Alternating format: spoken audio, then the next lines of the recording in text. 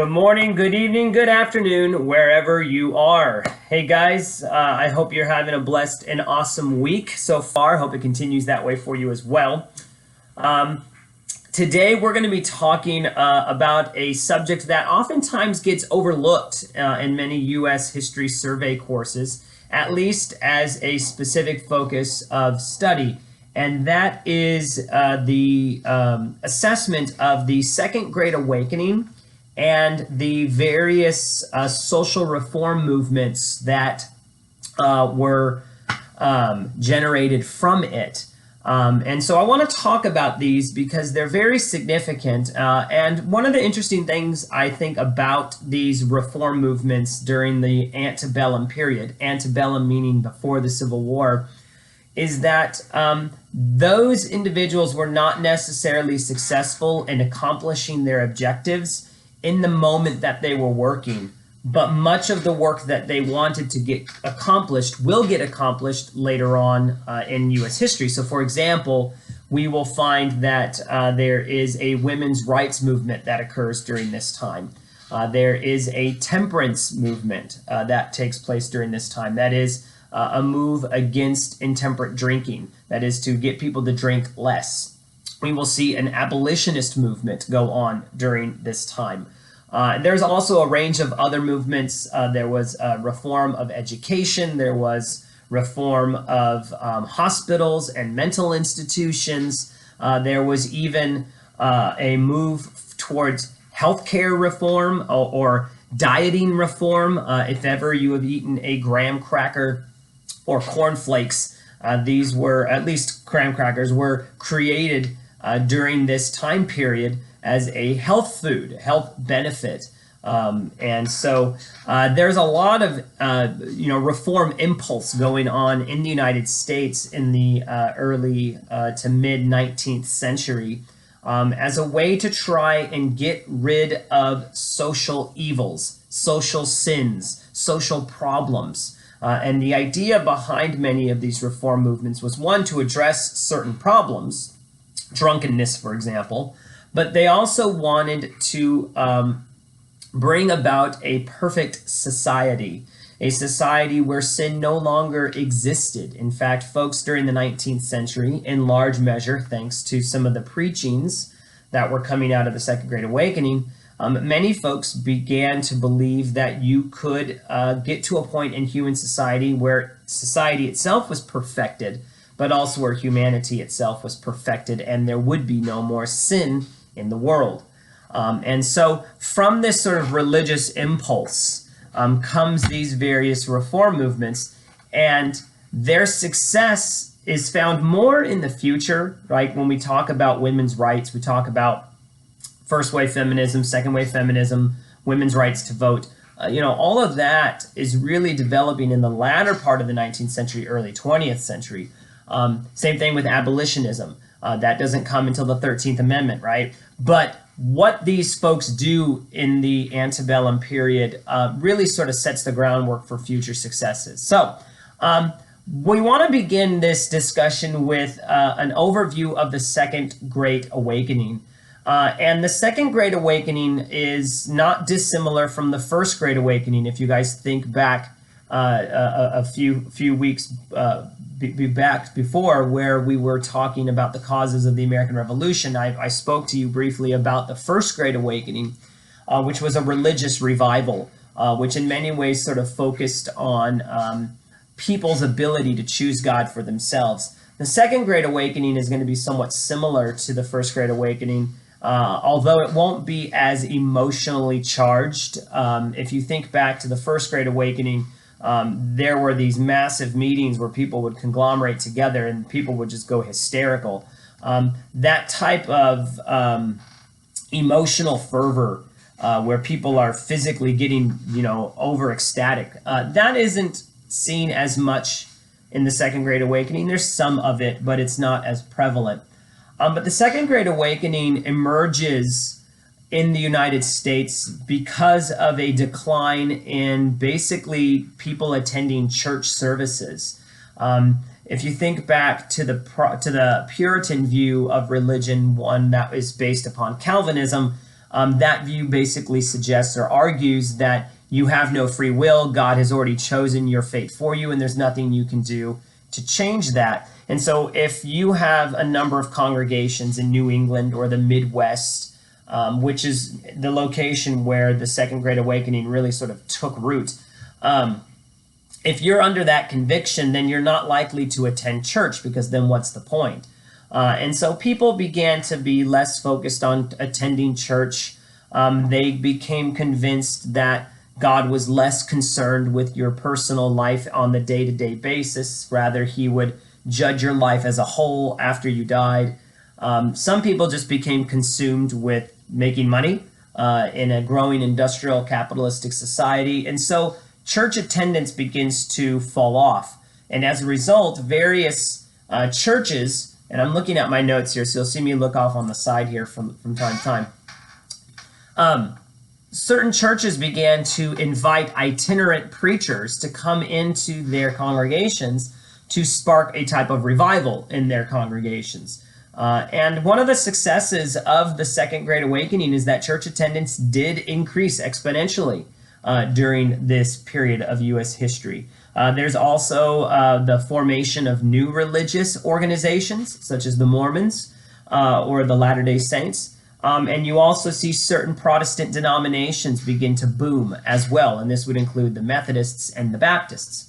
But one of the central aspects of the Second Great Awakening was you see this shift from Calvinistic points of view, like the Puritans held, to one known as Arminianism. And this is the idea, as it says, that preachers emphasize the ability of sinners or people to make an immediate decision for their salvation. In other words, you can choose your salvation in this moment. And there were a number of preachers who were associated with the Second Great Awakening. Lyman Beecher, for example, you might be familiar with his name because of his daughter, Harriet Beecher Stowe, who wrote Uncle Tom's Cabin. We'll talk about that later. But he is associated with the more conservative branch of the Second Great Awakening. In fact, there's sort of three phases to the Second Great Awakening, and the more conservative of that awakening, I'm looking at my notes here again, takes place from about 1810 to about 1825 in New England, and Lyman Beecher is associated with that. And in fact, he is at the forefront of one of these reform movements known as the Temperance Movement. And Lyman Beecher, who's preaching revivalism, is also going to have a number of sermons on drunkenness and too much drinking and intemperate drinking. But we'll talk about that here in a second. But the individual who's most associated with the Second Great Awakening is Charles Grandison Finney. And Charles Grandison Finney was a revivalist preacher who spread his message not only in the United States but in Britain as well. He begins in the 1820s and he continues on until 1835, I think, at which point he gets a commission at Oberlin College. But he's deeply affiliated with this movement, and part of what he's preaching to a point is this concept of perfectionism. And again, the idea here is that humanity can select their salvation, they can choose their salvation, and they can do so now. And one of the things that is sort of bred out of this idea to eradicate sin is the idea that you can perfect human society. And this is where some of these reform movements come from. If the Second Great Awakening gives this religious impulse to make people perfect, then the way that you do that is you get rid of social problems. You get rid of social evils. And there are a number of different things that reformers attempted to address during this time period. And many of these reformers were women, but they wanted to address a number of social evils. Now, we're only going to be looking at three of those here, at least with respects to your films. Your textbook will get into a few more of these things. But the three major ones that I think need to be addressed are abolitionism, the temperance movement, and women's rights. Abolitionism is probably a movement that you are familiar with. It is, of course, the move to eradicate slavery in the United States. And Grandison Finney's followers, those who adhered to his teachings and his preachings, they tended to call for what we call immediate emancipation. In fact, there's another abolitionist by the name of William Lloyd Garrison, who we'll be speaking about, who also called for immediate emancipation. And what we mean by immediate emancipation is not that slavery would immediately be abolished, because they recognized that that wasn't going to actually happen. Rather, what they are thinking of is that the move toward abolishing slavery would happen immediately. And many folks view or are beginning to view slavery as a sin, as a moral wrong, as being contrary to the Bible. And if society is being supported by an institution that abolitionists regard as immoral and as wrong, which I deeply believe that it was, then we need to get rid of this institution, and we need to do it now. And so there are many abolitionists, both white and black, and I think it's very important for us to be aware that white people were not the only folks trying to forward abolitionism. There were many African Americans who attempted to address the issue of slavery on their own. There's a fantastic book called The Pamphlets of Protest, which really brings together a culmination of pamphlets written by African Americans from all walks of life, and their views about what slavery means and how they should go about getting rid of it. And one of the things we need to be aware of is that abolitionists, although all of them were hoping to get rid of slavery, they weren't all on the same page, right? You have some folks who were calling for militant abolitionism. That means, you have folks who are saying we need to fight and resist and kill and shoot and beat up in order to end slavery. And then you've got other folks like Frederick Douglass who would, say, we as slaves need to learn to be educated. And, Frederick Douglass appeals to the Enlightenment values held by white society in America, right? And so there's different ways to going about doing this. And you need to think through some of those this week. But just realize that this abolitionist impulse is in some ways given its fuel because of the Second Great Awakening, this revivalist movement to end the evils of society. Now, one of the interesting things is that the abolitionist movement actually helps to generate another reform movement that we'll talk about, and that's the women's rights movement. One of the things that happens is that many of the early abolitionists were women. And as anti-slavery societies and abolitionist societies get created, in the United States, we loved our societies. We loved to create these anti-slavery societies and temperance societies. And, one French observer, Alexis de Tocqueville, came to the United States to observe what was going on. And he wrote this really lengthy text about what he saw. And one of the things he makes mention of is our love for organizations, our love for societies, right?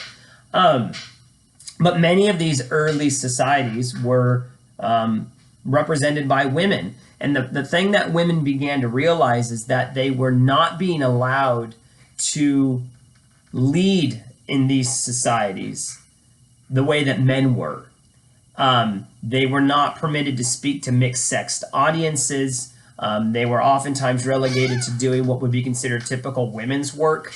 And what women begin to do as they forward abolitionism is they begin to see themselves as occupying a position of slavery themselves. Now, they granted and they understood, I believe, that they themselves were not slaves, but they were slaves to a patriarchal society that denied them the right to vote, that denied them the right to get divorces, that denied them the right towards representation, that denied them the right to any civil rights.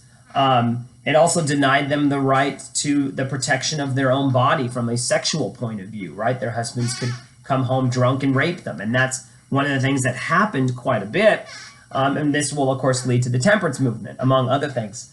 But we do need to understand that there is a connection, that as one movement rose up, other movements sort of were born out of those. And women's rights was definitely connected to the abolitionist movement because women began to see themselves as occupying a state of slavery that they themselves wanted to get out of.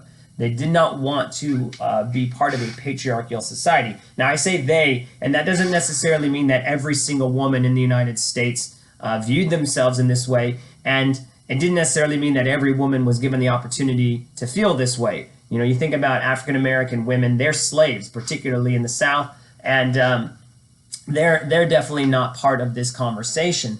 But there is this impulse, this move to want to bring about women's rights, and of course, there's a number of key figures associated with the women's rights movement. This would include people like Angelina Grimke, Sarah Grimke. You've got Elizabeth Cady Stanton, among others. And one of the interesting things that happens, or important things that happens, is you have the very first women's rights convention held at Seneca Falls, which is in New York, takes place. And basically they put forward a Declaration of Independence, which was very much like the U.S. Declaration of Independence, which basically stated that all men and women were created equal, and then they list a bunch of abuses that men had enacted against women throughout all of history. And so that's another movement. The final movement we're going to look at is the temperance movement. And I want to go through this quickly because we're running out of time here. But the temperance movement is born out of a number of different things. I think industrialization and increased urbanization really contributed to bringing about the temperance movement. There was also a rise in nativism. There's an increasing number of Irish and German immigrants coming into the United States at this point, largely due to a potato famine that's going on.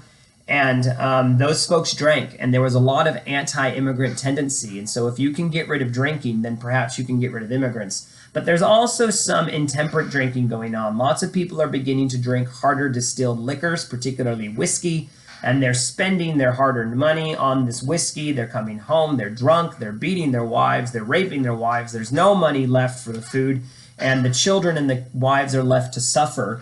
And so there's prostitution, there's crime, there's debauchery, there's all this. And so the thought is if we can get rid of drinking, then society will be better. And the temperance movement did not necessarily mean that we were going to prohibit alcohol, but some folks did take it to that extreme. And of course, as we know, in the end, prohibition does come into place in the early 20th century. But all of these movements, abolition, women's rights, temperance, healthcare reform, asylum reform. There was even a number of utopian societies that were created, such as the Oneida community and the Shaker communities. Basically, people tried to create these sort of utopias and these kind of in the backwoods societies that would basically reflect their ideas of what a perfect civilization would look like. All of them failed. The very last one that was in survival was the Shaker community, and as of 2010, there was 3 Shakers left. The problem with joining the Shakers is that you had to be celibate. They didn't allow for sexual relations to happen, so it was all external growth, no internal growth there. But all of these impulses are given weight, are given motivation by the Second Great Awakening. So this is kind of what we're going to be looking at this week. I know there's a lot of information. I wish I could go into more for you, but again, I don't want to give you a 35-minute lecture here. So that's what we got. If you have questions or comments, please let me know. Otherwise, as always, go in peace, be warm and filled. May the force be with you. Live long and prosper, and may the odds forever be in your favor. Have a blessed week, guys.